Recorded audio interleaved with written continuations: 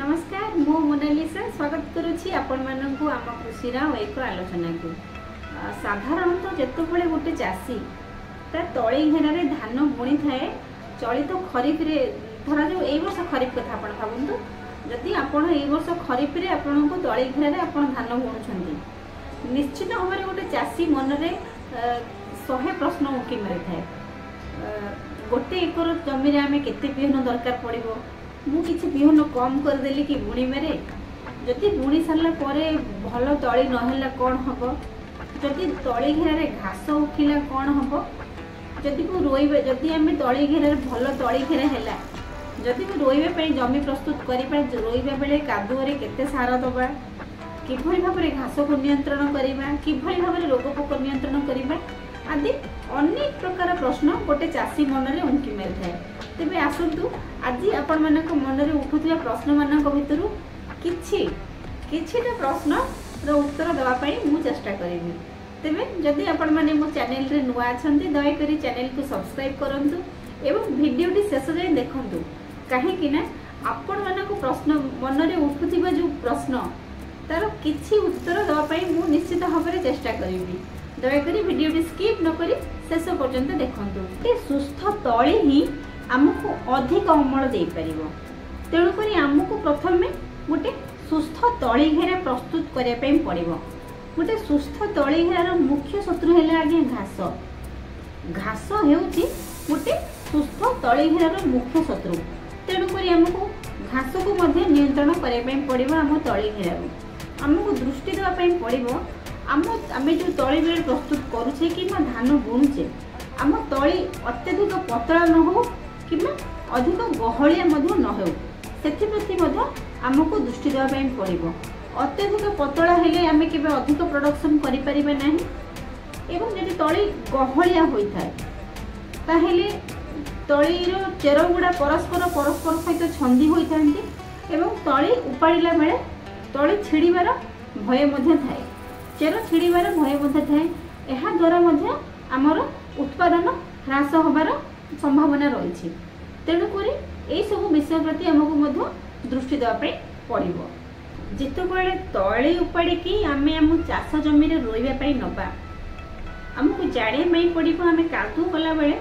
केते परिमाण सार प्रयोग करबा आम चाष जमी एवं केउ सार प्रयोग करबा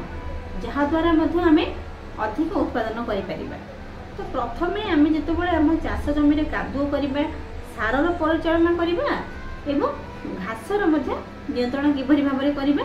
सेटा आमको जाना पड़ो प्रथमे आसतु जानिबा आमे किभली भाव में सारर परिचालना करबा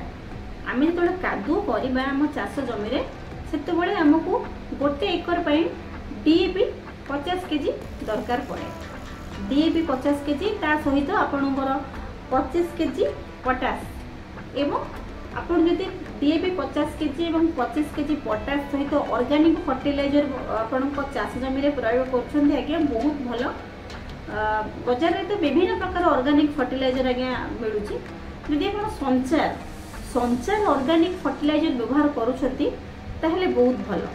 ता छडा 4 नंबर रे आपन जिंक सल्फेट व्यवहार करिया पे भूलिबेनी जिंक निहाती भाव में आपन को चाष जमी रे आपन व्यवहार करिवे डीएपी आपणकर पोटास ऑर्गेनिक फर्टिलाइजर ता सहित आपण जिंक सल्फेट मध्य आपणक चाष जमी रे प्रयोग करिवे काहे कि ना जदि आपण चाष जमी रे जिंक सल्फेट प्रयोग करिवेनी रोइबार 2 रु 3 सप्ताह परे आपणक चाष जमी रे जिंक डेफिशिएंसी देखा जिवो आज्ञा आपण देखिथिबे आपणक चाष जमी रे तळी धान गछ गुडिक महिषा रोग हैला भलिया महिषा रोग नुहे किंतु महिषा रोग हैला भलिया खैरिया खैरिया कलर आप देखिथे आपण चाष धान तली रे देखा जाए कि रोई सारा रोइबार 2-3 सप्ताह पर देखा जाए तो सहीटा आज्ञा हूँ जिंक डेफिशिएंसी जो खैरिया खैरिया कलर चकड़ा चकड़ा होटा आपणकर धान गछरे देखा जाए सहीटा आपणकर जिंक डेफिशिएंसी वांस जदि आपणको तली घेरा रे किबा आपण रोई सारा पर देखा जाए जदि आमे रोई सारा रोइबार 2-3 सप्ताह पर आमे जदि जिंक सल्फेट प्रयोग करबा नाही जदि जिंक डेफिशिएंसी देखा गला ना आज्ञा ताहेले पिलो बहुत कम आसीबो जदि पिलो कम आसिला ताहेले आमे केबे हेले अधिक उत्पादन करबा नाही निश्चित भाव में प्रोडक्शन ऊपर प्रभाव पकेबो तेणुक डीएपी पोटास एवं ऑर्गेनिक फर्टिलाइजर सहित आमको जिंक सल्फेट दवाई पड़ो। यह सारर परिचालना बा फर्टिलाइजर मैनेजमेंट। तेज आउ गोटे मुख्य कथा है जिते बड़े आम तली उपाड़ी की आम चाष जमी रोईवाई नवा ता पूर्व आमको कौन करने पड़ो। तली गछ जितेबले आम तली उपाड़ी की नवा आम चाष जमी रोईवाई ट्रांसप्लांट करने नवा तो ता पूर्व चाखेंडे छाड़ी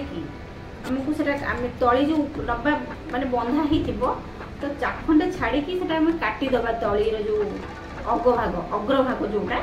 से आम काटिदेवा कहीं नर्सरी ही कांडबिंधा पोक तलीर पत्रर पछपटे अंडा दे था।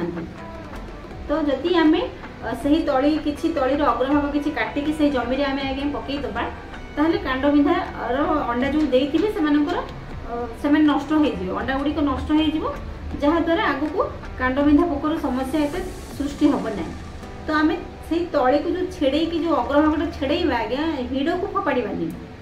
ताकू से ही कादुअ ही फपाड़ीदेवा रोईला बेले से पादरे नष्ट हो। तो यह आज्ञा सारर परिचालन विषय आप जानिले। चलते भी जाना आम कि भाव में घास को नियंत्रण करवा आम धान चाष जमी आम कि भाव में घास को नियंत्रण करवा से विषय कथा हाँ। तेज आसतु कथा हाँ आम चाष जमी आम कि भाव में घास को नियंत्रण कर आम धान चाष आम कि भाव में घास को नियंत्रण कर से विषय किसी आलोचना करवा। धान रोईबार 2 ରୁ 3 दिन भितर कि 3 ରୁ 5 दिन भितर आम जो धान रोई था धान रोईबार 3 ରୁ 5 दिन भितर आज्ञा आपण हर्बिसाइड बा घास मरा आपण चाष जमी प्रयोग करें।